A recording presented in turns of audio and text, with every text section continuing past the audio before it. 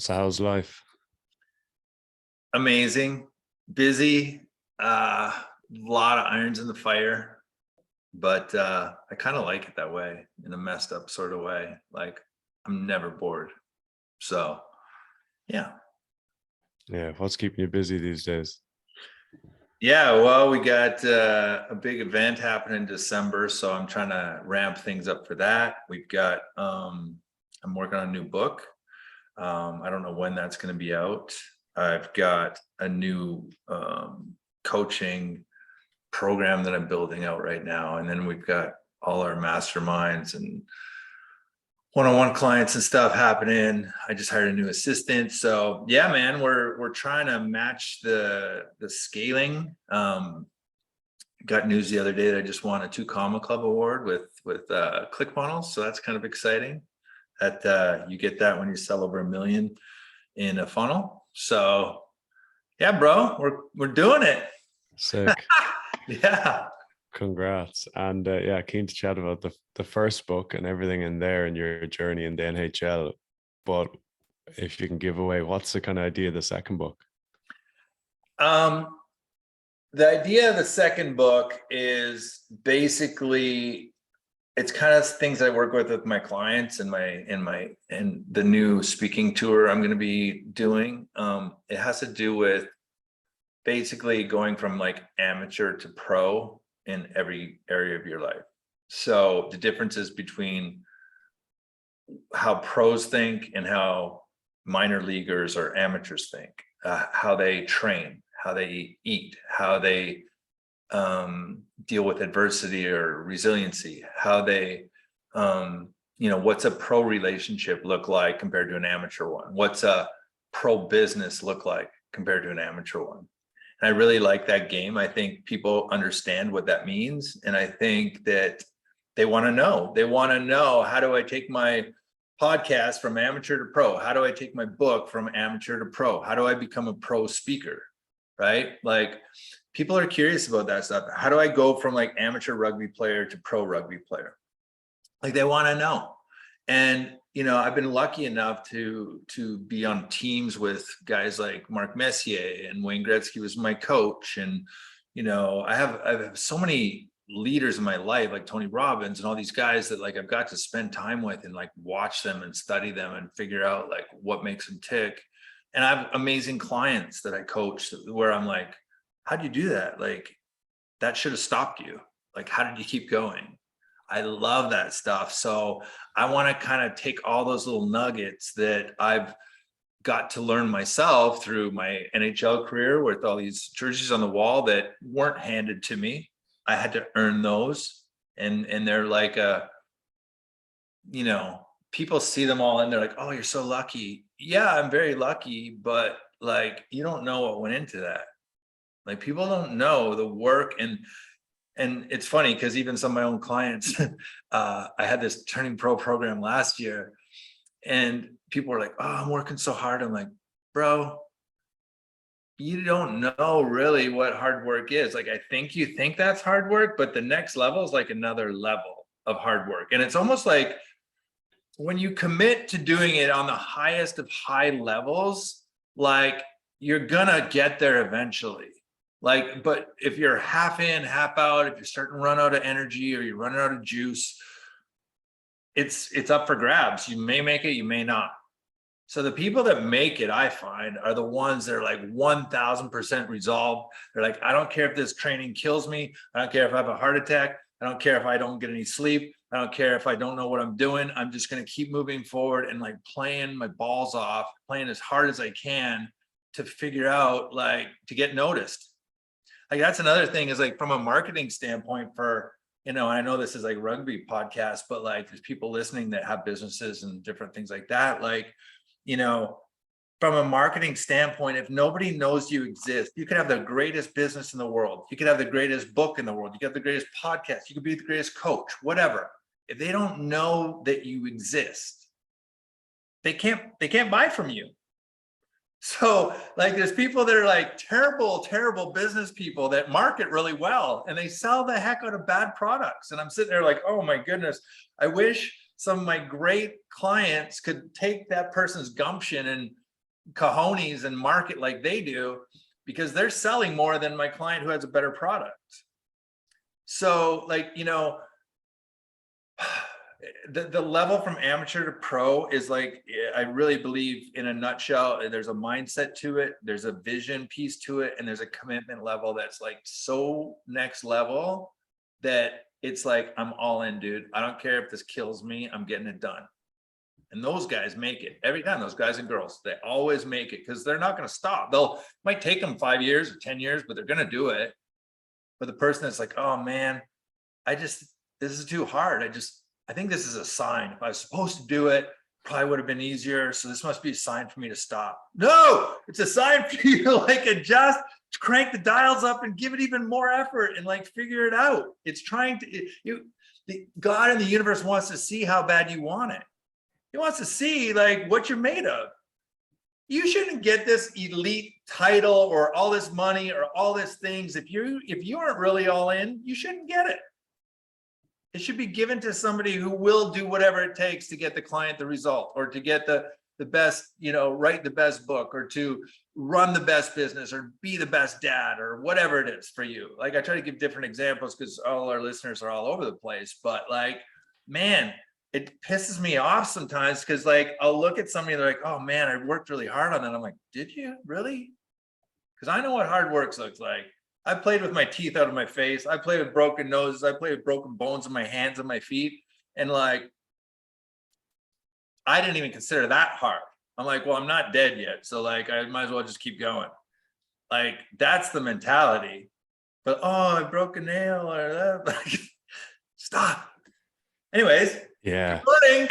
Listen, I'm so excited to be here. I have so like, I don't want to keep talking, because I want to like, you know, I want to hear how you're doing. I want to hear how everything's going with you, but it's just like, man, sometimes when I start downloading, I can't stop myself and I just go off on a tangent. So I apologize for that, but it's just kind of how I run. No, keep rolling. I love it. I'm energized. I'm energized already 2 minutes in listening to you. But yeah, it's so true. And it's something that now when I coach players, you see it, the ones that are willing to give that bit more, and it's some of them, they think they want it, but I'm like, I know I haven't been through it, you've been through it, NHL, but I've like, yeah, played with all those broken bones, played like when you just can't barely walk, and then you get going, you get running, you get playing, you just go. And yeah, it's like, it's nearly I find it sometimes hard to explain to players. It's like, if you actually want to succeed, you've no idea what you've got to put yourself through. Right.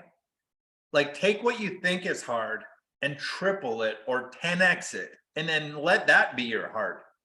And then measure it against your 10x hard and be like, well, okay, this feels hard, but if I really set the goalpost at the 10x hard, am I really doing it?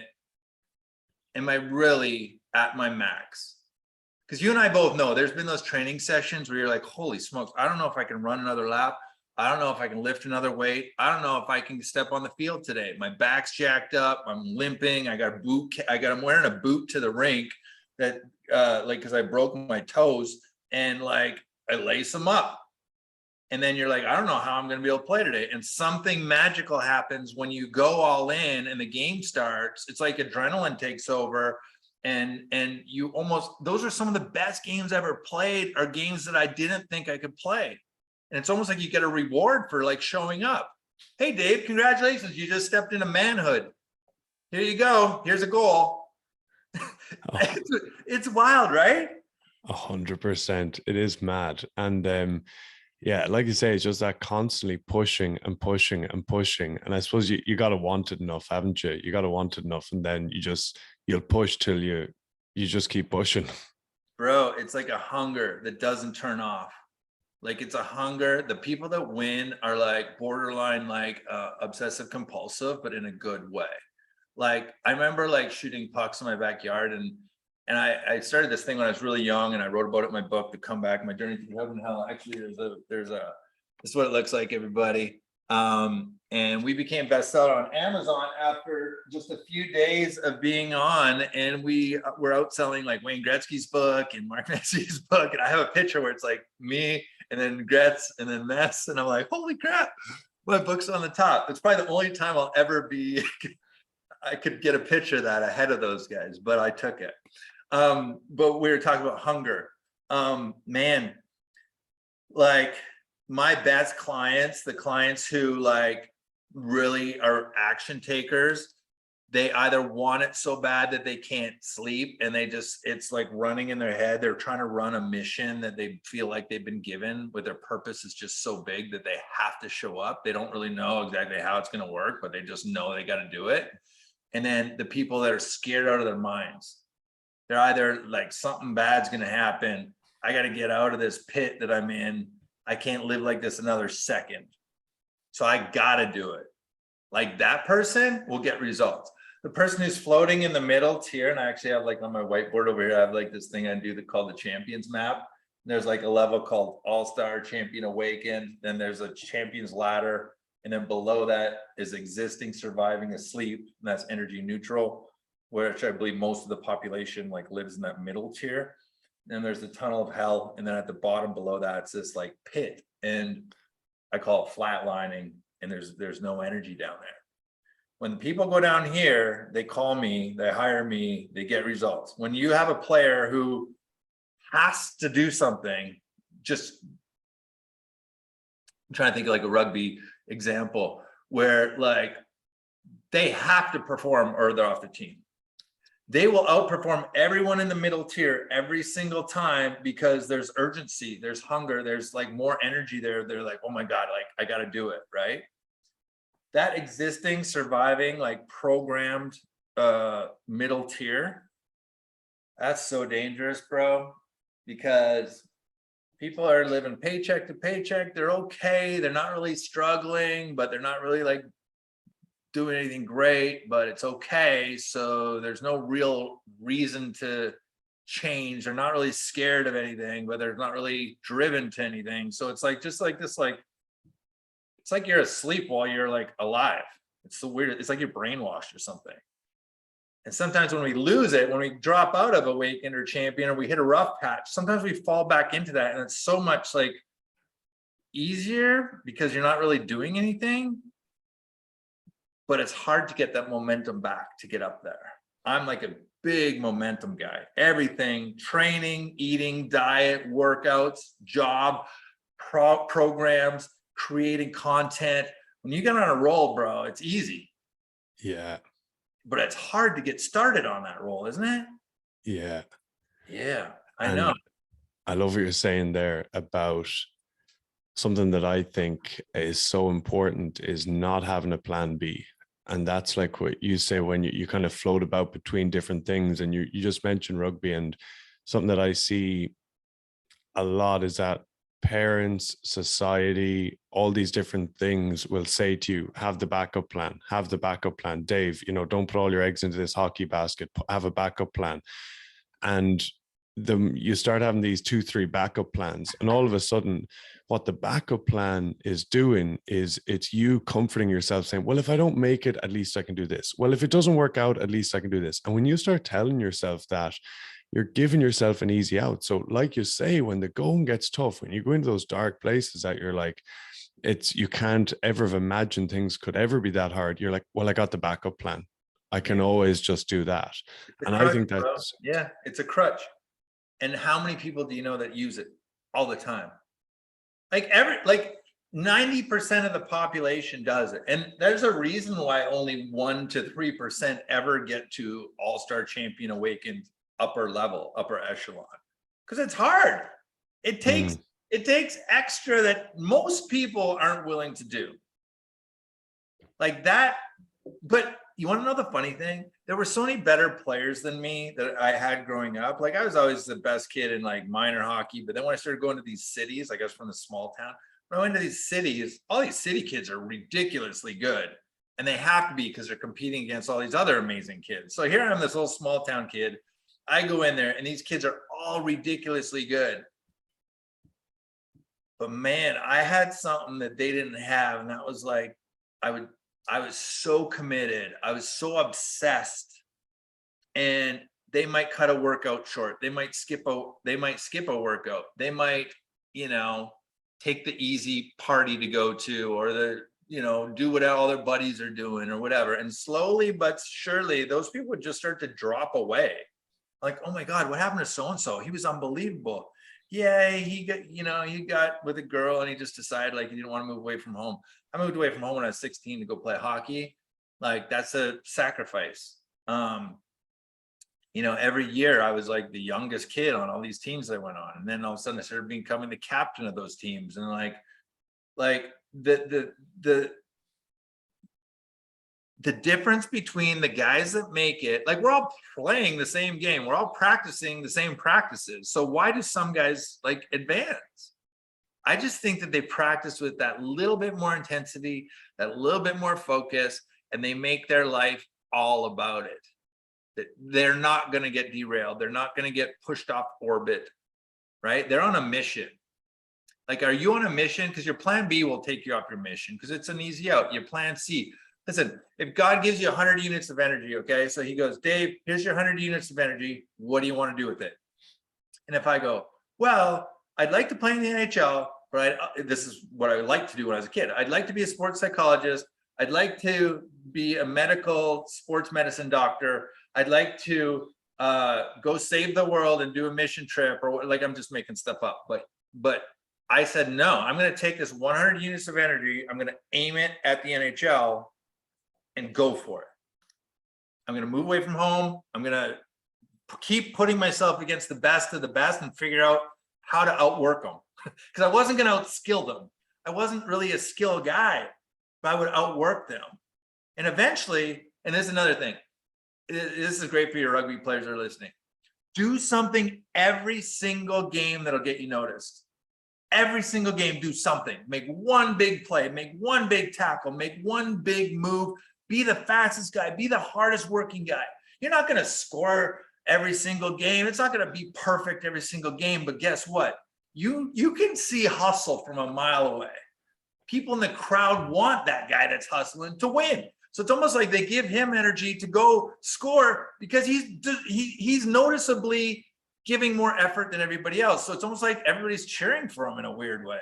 Even if it's an opposing team, you're like, man, that guy works hard. Right? Isn't that wild? Like, yeah. So as a coach, as a player, as a listener to this podcast, like, I don't care if it's on the rugby pitch or in your business, like, do something to get noticed. If you're going to market, do something to get noticed, even if it's something crazy or funny or silly or goofy. Like, don't float in that middle category because you just get swallowed up by all the other like mediocrity. We're built different, bro. Yeah. And the guys that are built different, and girls, I believe we're all built different, but some people settle down into this lower level of vibration. And then they start to believe that that's the normal. Yeah. We're all born special and gifted. And I believe that they get programmed down into this lower level of normal. And they forget. They almost think that, okay, this is, yeah, I'm the same as, they compare themselves to like other mediocre people. Like, yeah. What?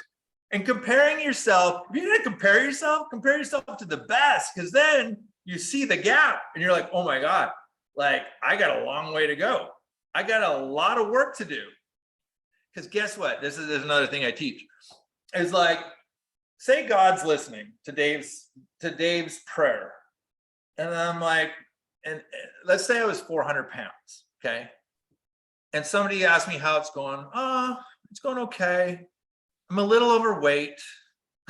I'm basically lying to myself and everybody around me that my gap from where I want to be to the gap where I'm really at, it's just a little. I'm just a little overweight. Instead of being like, man, I'm massively obese.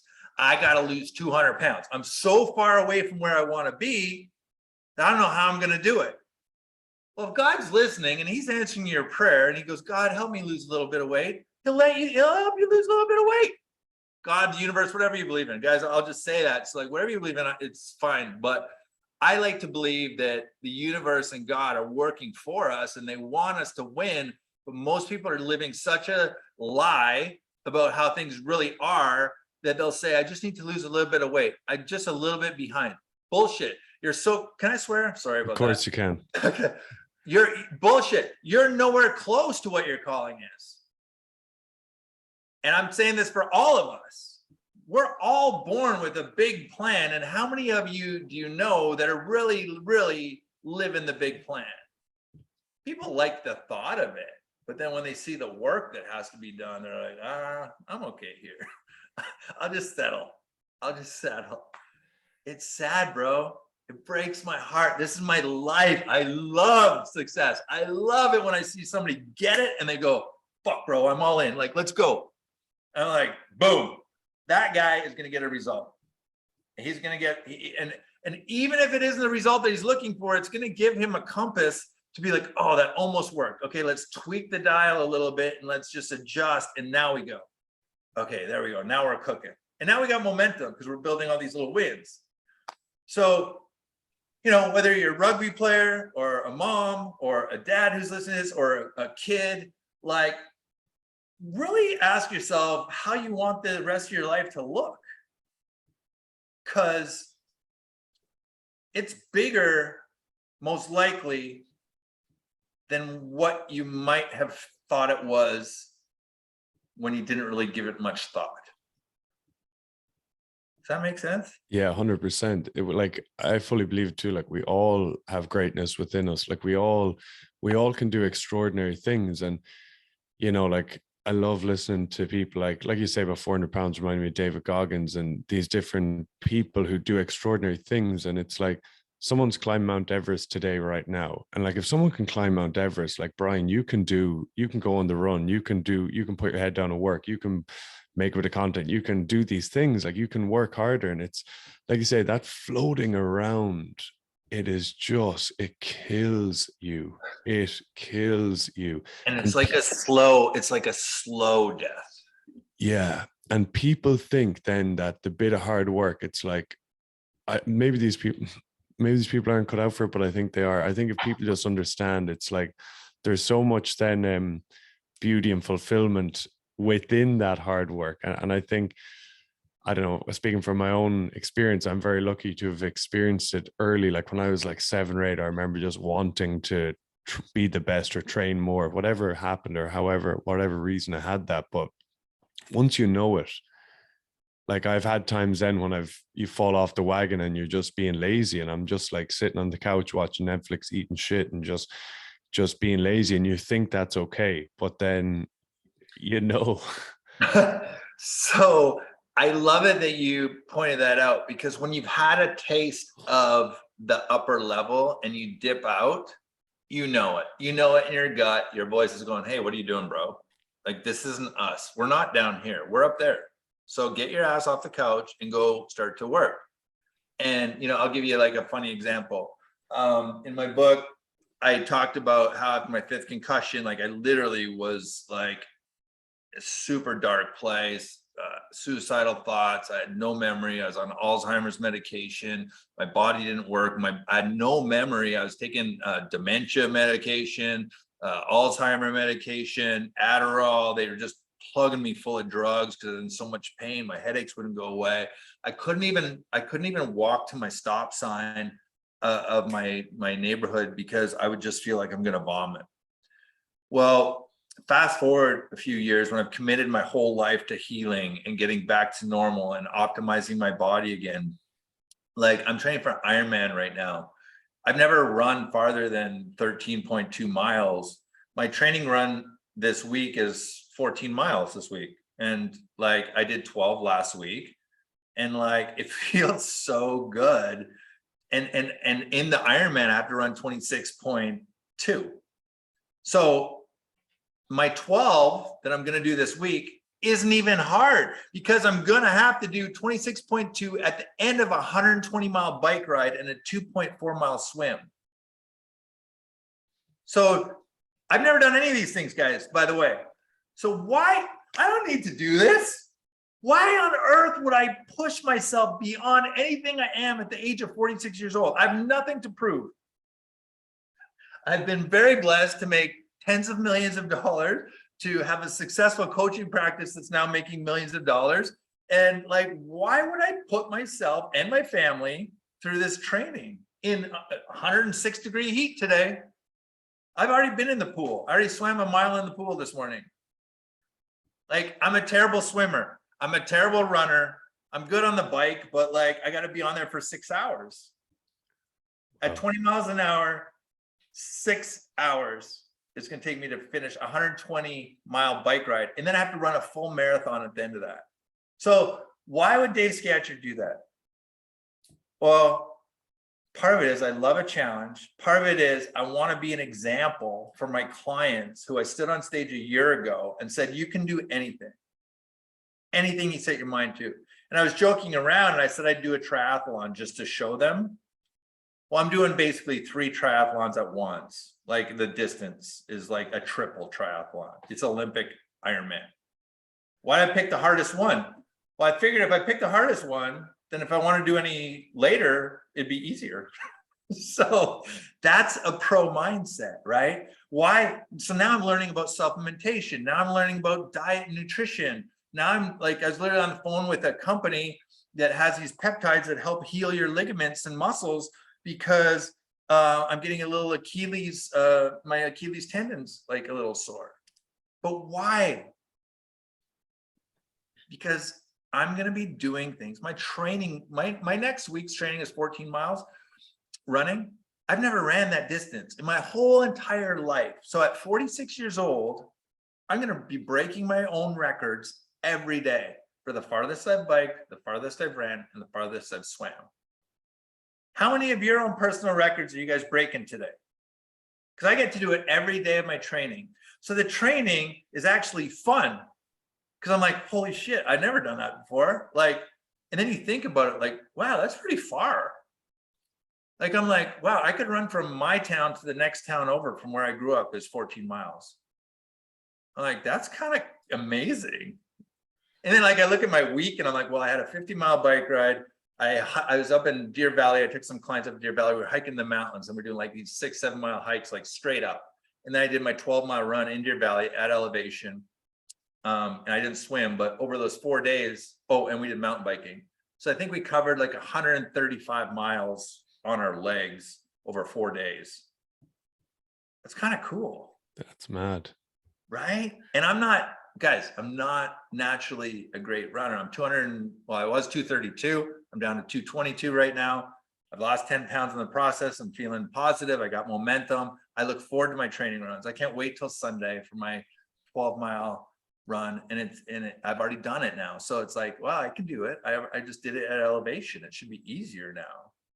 So that's kind of cool. That's sick. That's unreal. Fair play for taking that on. That's incredible and inspiring. And a few things I want to touch on there. I want to chat about the concussions, but also sorry, my mind's gone. I want to chat to you about the concussion, the recovery, and traveling around the world and kind of looking for the different, like how you got back from that. Like you nearly died, didn't you?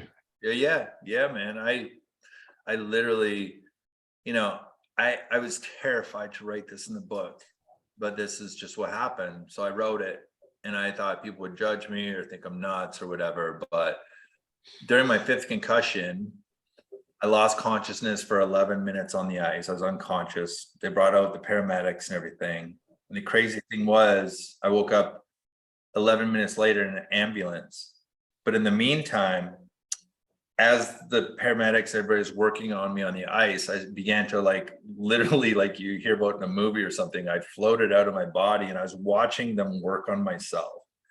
And I literally had this insane experience with God that completely changed my life. And I believe that I truly passed. And I was in this most incredible, beautiful, loving space that you could ever imagine, that's completely open and completely free. And it's the most beautiful thing you could imagine. It was pure love and grace, like pure love and grace. Imagine like the love of your mom or dad or grandma times like 10 million. And there was nothing, I could breathe forever. There's nothing restrictive. It's all expansive. And then the light was pouring into me and the light was exploding back out of me at the same time. So there was no disconnect between me and source or me and God. It was like oneness. And I was home. And then the only negative thing that I had a flash of was my wife and my 3 babies were burying me in my casket. And I had this flash and they're all wearing black. And my wife was sitting there crying, everybody's crying. And then when they started to lower my casket into the ground, my littlest one went running and dove on the casket because he didn't want me to go onto the ground. And the dirt that the gravedigger was throwing on like splashed on my little guy. And I just stopped in my tracks. And I was walking with God and I said, hey, can I go back? Like, is that an option? And the message back to me was like very loving and kind. He's like, well, you can, but like, you don't have to. Everything's going to be okay. I kept hearing like, everything's going to be okay. Everything's going to be okay. And there was this like stuttering that I was trying to figure out what to do. And then eventually I chose to go back. And now I knew God was real. I knew all these things. And I thought I'd go back and like, life was going to be amazing because I had all this like information about how it's supposed to be. I came back and my body was broken and crippled and I couldn't move. I couldn't function. I had difficulty speaking. I had difficulty walking. I dragged my leg. So I was like this broken mess with massive pain and migraines for 3 years, like massive, like to the point where I just couldn't even stand to be here. Like, I'm like, I made a mistake. I want to go back. Like, right. I was in perfection and it felt like hell here. I started thinking all these crazy thoughts. Long story short, you got to read about it in the book, but I go on this mission around the world. After 3 years at the Mayo Clinic, they said, Dave, we've done everything we can for you. You're just going to be permanently disabled. You're going to have cognitive disabilities your whole life. And I'm like, well, you can't like kick me out of the program. They're like, well, we don't have anything else to do with you. And I can't live till I'm 70 or 80 or 90 like this. Like, dude, I started like seriously thinking about checking out. And I just prayed on it. I said, there's got to be, God, I know you're real. Why are you punishing me? And like, I need a miracle. And I started doing all this Tony Robbins work and chasing Tony around the world. I joined his Platinum Partnership. He's kind of a mentor of mine. And then he's the one that got me into coaching. But what I later discovered, and this is the crazy thing, is those 3 years of hell were totally training me for the work that I do now.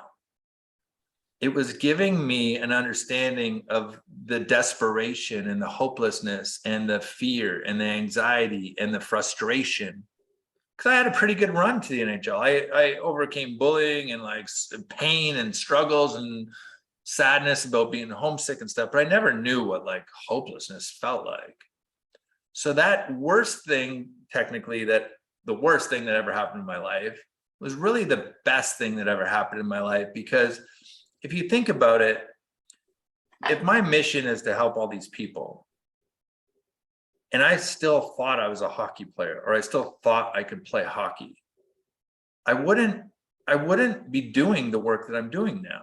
I needed to sit in this hell and understand that so intimately that when somebody comes into my office and they're like, bro, I don't know how it happened yesterday, actually. This guy comes in, he's going to have to go through a divorce. He loves his wife, but he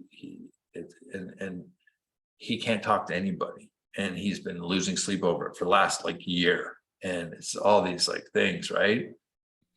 And I'm like, bro, I feel you. I know exactly what that feels like. And I haven't been through a divorce or anything, but I know the pain and the fear and this and how afraid he is and how sad he feels. And I said, I got you. Like, let's go. Let's talk about this. And I can talk to him at his level because I lived in that pit for 3 years. And then God's message to me later was like, I'm so sorry I had to do that to you, but you needed to understand that intimately to be able to help the people that are going to come your way. And I was like, whoa. So then it shifts the perspective and it goes from, wow, from a victim, oh, poor Dave, right? Could have made all these millions of dollars and could have played another 5 years or whatever, blah, blah, blah. it shifts that to being like me looking at it like, thank God. I would never have gone on this crazy journey and met all these amazing people if I didn't have to seek it out and go look for answers outside of my normal. I think some people are so comfortable with their normal that the answer that they need is just on the other side of it. But they're scared to go out there because it's outside of their little safe bubble.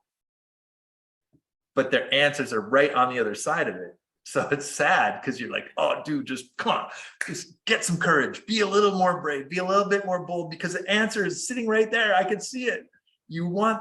So anyways, I think God is using me for an example. I didn't grow up in church. I didn't know anything about it. I always felt like a connection, but I never explored it in church. And my parents were fine. They weren't like against it. They just they didn't practice anything, you know. They practiced being good people, but they didn't practice like any belief of any sort of thing. So I believe now that I have a main line to, you know, God, and I believe we're all connected. And I believe that the information that I get and that I share on podcasts and things like this, like sometimes it's not even my information. I'm just kind of like, we didn't talk about anything that we're going to talk about. This is just like flowing out. So one listener out there is probably supposed to hear this. That's the coolest thing. It's like, we're going to help somebody today. Yeah, I love it. Yeah, I love it. And so many stuff you said there. And I love what you're saying as well about the answers you need can be just outside of what you know right now, in that you have to be curious. You know, people call it kind of a beginner's mindset, or be curious, but just not think you know it all, and just be it in anything, be it in the sport you're playing, be it in, you're saying business, be it in different things, be it in life, be it in anything. And I had, you know, a couple of different experiences, but when I was 23 or 4, I tore my shoulder really bad. I had to get surgery, reconstruction. I got very depressed, was drinking, was doing drugs, was just like, I was just in a pit. I was just in the darkest place. And I then was like, I used to always think like spirituality, meditation, mindfulness, all this stuff was garbage. I was just so like, I know it all. I've got this far with rugby. I've done it all myself. I can do it all. Like, you know, I'm like, I'm great. I can work harder than anyone. I can outlast anyone. I can put in more work than anyone. I can do it all. And I was just knocked, and I was on my knees nearly. And I then had to look further, and, you know, and it, like, I suppose some of the books behind me are just different things. I was like, Brian, you don't have all the answers. And I just started, you know, reading into different things, like, I suppose, you know, mindfulness, Buddhism, kind of Eastern things, and different spirituality, I suppose you'd call it. And, just an incredible journey, and just helped me so much, just not thinking I know it all. And yeah, it's unreal when you do that. And your injury happened for a reason, you know, and like, a lot of people, and this is the messed up thing, because I did it myself, is I got told by so many people, oh man, that's so terrible. Like, your career's over. Like, what are you going to do? Like, I feel so bad for you. And then in a way, you almost practice like reinforcing the injury or whatever. Oh, I had to get my whole shoulder redone, or I had 5 concussions and I'm bleeding in my brain and blah, blah. And you start telling like everybody this story, and then it just like anchors it in like even deeper. And then that's like your default. Like, okay, well, I will start a coaching practice when my head gets better. I will get back in shape one day when my head gets better. I will like one day. How's it going? I'm in a lot of pain right now. Like, you just tell people, and it wasn't a lie. Like, you were, like, I was, right? I'm talking about myself right now. Yeah. Like, I was in pain. I was in big trouble. I was confused. I was sad. I was depressed. Those were all real. The only time I started to even remotely heal was when I started to like, I'm like, and there's another funny thing. Like, Sidney Crosby was having his concussion problems and stuff. So like, the Toronto Globe and Mail would call me for a comment on Sidney Crosby's concussion. So like, I was like the concussion guy because I just went through it and had to retire. So they're like, how's Sydney feeling? Like, what's a, you know, and everybody's asking me all these questions. So then that was like becoming my identity. Yeah. And then my crutch. Yeah. I could use that thing anytime I want without subconsciously. I didn't mean to. I wasn't trying to like look for sympathy or anything. Yeah. But it's almost like when you tell the victim story, then you get like fake love from people and fake support, and it's not even real. So like we tell the story, oh, you know, this happened. Oh man, are you okay? Like, but that's not real. Yeah. But in a way, it's filling the love bucket a tiny little bit, but then it disappears. So then you got to tell the story again and again. And people get addicted. They get addicted to their story and addicted to the identity that goes with the story. 100%. And that happens as well. You see it in players as well. Like, oh, I got this injury. Oh, I got this injury. That's why I didn't make this team. Oh, that's why this didn't quite work out. Oh, poor you. And they'll say to people like family who aren't, the kind of savages within the, like certain people within the team will be like, fucking get on, like shut the fuck up. You'll know not to say it to them, but you'll say it to these other people. Like in your situation, then you might have got like outpouring from Twitter or from these people who are like, oh, that poor guy, and you see that and you're like, oh yeah, that's, and I love what you mentioned as well about the tough times are training you, and how like God, the universe, whatever you believe in, has the best thing in store for you.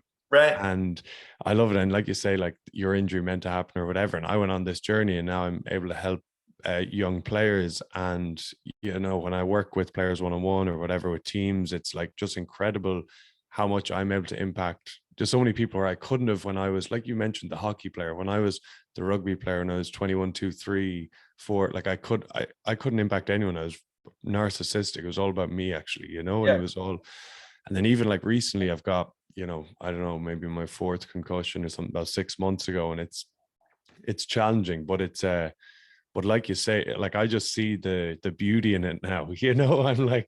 I'm like it's just testing you, and then I can't play anymore, and it's like, well, this is, it's meant to be, and then this is the path that I have to go on. And it's when you can reframe those challenging situations. And an easy one for a rugby player, for any athlete, is the little injuries. You do your ankle, you do whatever, you can come back better. You can train your upper body, you can coach a bit, you can study the game, you can get your mind right. All these different setbacks are just preparing you for something greater. And it's shifting our perspective. So like when something's not working, okay, so this is like some of the best advice like I'll give anybody, and this could be on the field, this could be in business, it could be at home. If something's not working, there isn't enough energy running to it. Okay, so if your health is suffering, it's because you haven't focused that amount of energy on the health in the right way to get you healthy. If the relationship is suffering, you probably haven't focused the right type of energy or enough energy at the relationship, right? If the business is suffering, it needs an injection of energy and focus. Like it's that simple. So, I've found that when you're working on something, and this could be like a training on the field, this could be training in the gym, this could be at home visualization or whatever, but when you're really like laser focused on a specific individual task and you go through that enough times with that high quality energy, it almost becomes like automatic after a while, where you don't have to think about it anymore. Move on to the next thing and give that the focus and stuff. So if I want to go work on energy, health, spirituality, relationship, and business all at the exact same time and make mountains move, the energy is going to be too diffuse. It's like pushing a boulder up a mountain, and then it's like you got 5 other boulders you're trying to do at the same time. Like take your energy and focus it in that one direction, and at least get that one boulder up to the top of the mountain, and then go pick up another one. It's like people that have multiple businesses, and then like I call it like having babies. It's like you got one toddler and then you run over and start another business, and it's like having another brand new baby that you got to give attention to. And people go into business to get freedom, but ultimately they become slaves to the business because it hasn't been set up correctly to be hands-free and be a real business owner. Right now, they're a business operator because they have to be there for the business to run. So I know that I know this is a rugby, podcast, but I just know that somebody out there is supposed to hear this, so that's why I'm just going for it. No, 100% love it. And it's life as well. It's what you're saying is life too. And it's like, you can be doing 5 things in life and you can't do everything at 100%. And like you were saying with energy, and it's so true. And we all have, you mentioned business, but we all have these, that's life. We all have these different things we're doing in life. And something you mentioned earlier and you mentioned a couple of times like that, I'm not special, I'm not whatever. And so you played 14 years in the NHL, you've 50 more professional games. And something, when I was younger, when I was 16, 17, whatever, I looked at players who were at the top level and I thought they were different to me. I couldn't, the gap between where I was and where they were, I was like, they're special. I was like, I'm doing all this stuff, I'm working hard, I'm doing all this stuff, but I'll never be that. And I now know, having played with and against like some of the best rugby players in the world, and I've played with them, I know that they walk and talk the same as you and I. We're all the same. Like, you do have maybe that one player who's just a freak. Okay. Like you mentioned Wayne Gretzky or something, or, you've one player who's just, okay, incredible. But 99.999% of those players at the top, they were all the same at a certain age. So just chat to me about like, just how like you weren't special, but like what you did to get to where you got to. Yeah. And I talk about this in my book. I was pretty young and my dad worked in the coal mines in Alberta, Canada. And then, but before that, he was a physical education teacher. He's a PE teacher. And he never played hockey. He never really like went anywhere. There's nothing else to do in Alberta. It was so cold. So at one point I was very young, like maybe like 7 or 8. And I said, Dad, I want to play like for the Edmonton Oilers. I want to play in the NHL. And he didn't say I couldn't do it. He didn't say that's impossible. He said, well, what do you think you're going to have to do to get there? And I said, I don't know. I got to get better. He goes, okay. Like, and he's so gentle and like, it was amazing. Like my dad was like a Tony Robbins before there was like a Tony Robbins. And he goes, okay. So specifically, like, what do those guys have that you don't have? Like, well, they're big and strong. They shoot the puck harder than I do. They skate faster than I do. They stick handle with their head up. They do all these things. And he goes, okay, do you think you could ever learn how to do those? I'm like, yeah, I think I could. It's like, okay, like what's something you could do today that would start you on that path?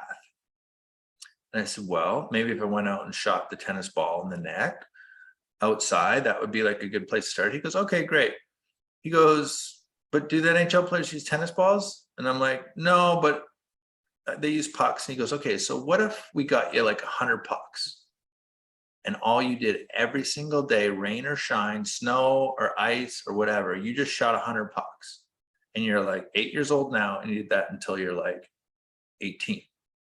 Do you think that would increase your chances of playing in the National Hockey League? I'm like, yes. It's like, okay, cool. And we went down to the rink and we got this piece of plastic that we set out in the backyard, and he bought me a real net and set me up, and I had like a shooting range in my backyard. And he goes, okay, we got you all set. So you're going to do this every day and you're going to increase your chance of playing the NHL. I'm like, yeah, great. He goes, what else did I do? I'm like, well, I got big, strong legs. So I asked Santa for ankle weights that year. And I wore ankle weights to school, everywhere.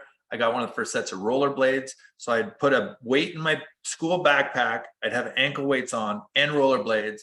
And I'd rollerblade 2 miles to the school and 2 miles back every single day. And that was like training without me even knowing I was training. I just thought I was just having fun and getting stronger legs. So we kind of reverse engineered the attributes and the characteristics that I would have to become that player, right? And then like I like to do that in life. Like, okay, well, who's got the best relationship out of all of our friends? Okay, great. Let's go talk to them. Let's buy them dinner and say like, hey, like, how are you guys so in love after like 25 years of marriage?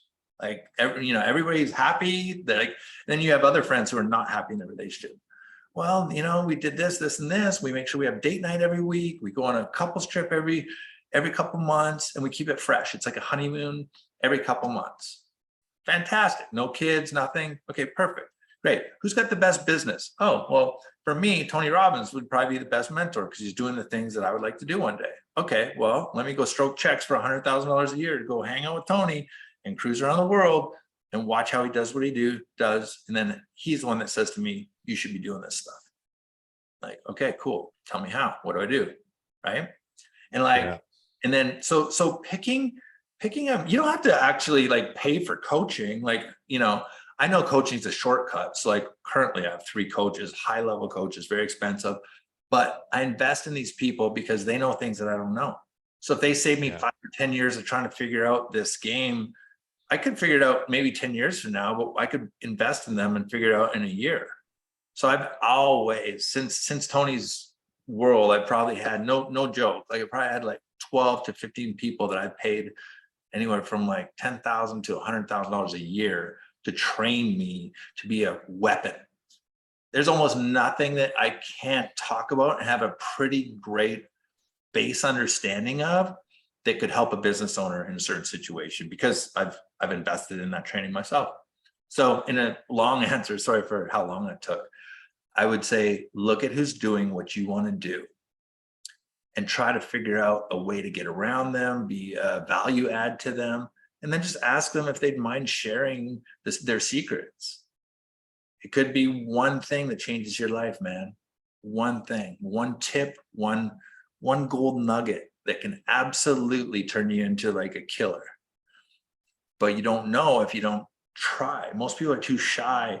Let me tell you something about successful people. They like to tell you how they did it because they're proud of it.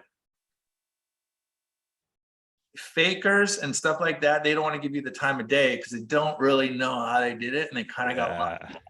But truly successful people will share their secrets because they're not intimidated. They know they're going to keep growing. But the fakers, they'll give you hate, they'll give you shade, whatever you want to call it, because they don't really know how they did it and they're probably not doing as good as they are pretending they're doing. Fact. Right? Yeah, fact. And they're afraid of getting caught out. And another thing, what I think Tony says what I love is success leaves clues, like exactly what you're saying. Yeah. Yep. Yeah. Yeah.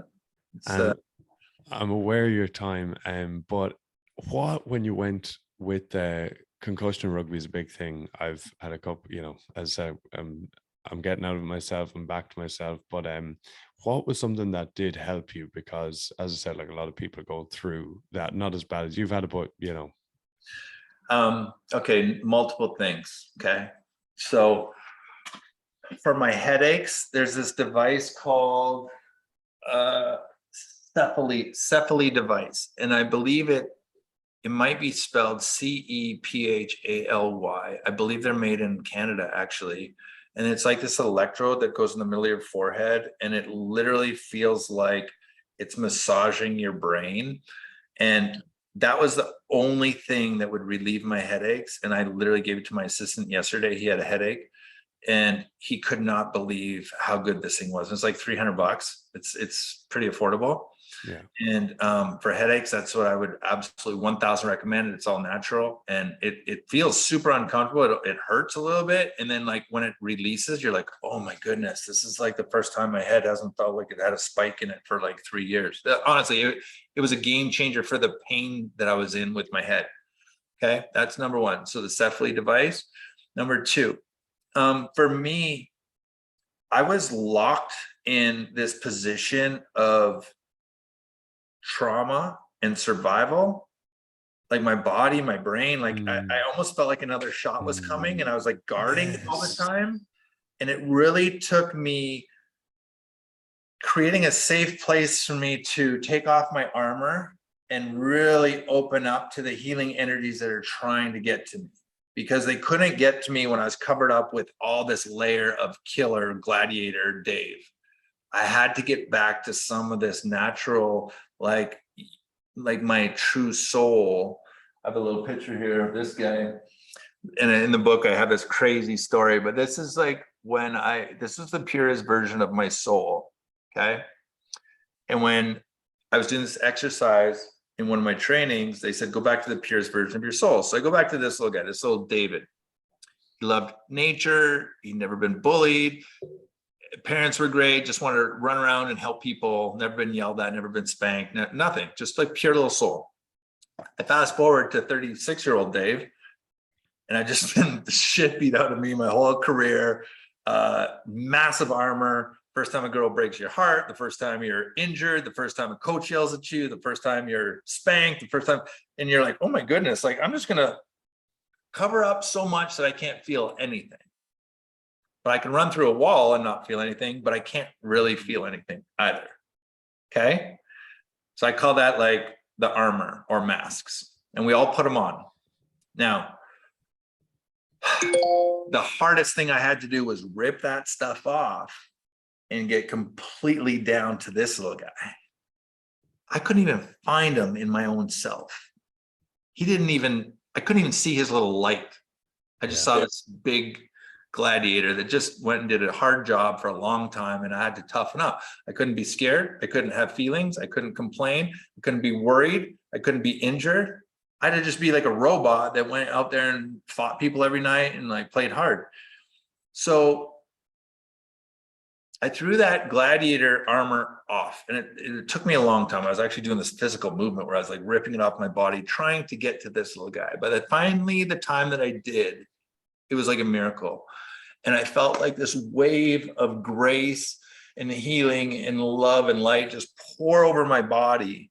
And it's the first time since I had come back from heaven that I actually felt that love and grace again. And I'm like, oh, there's God. Like, I haven't seen you in 3 years. Like, where have you been?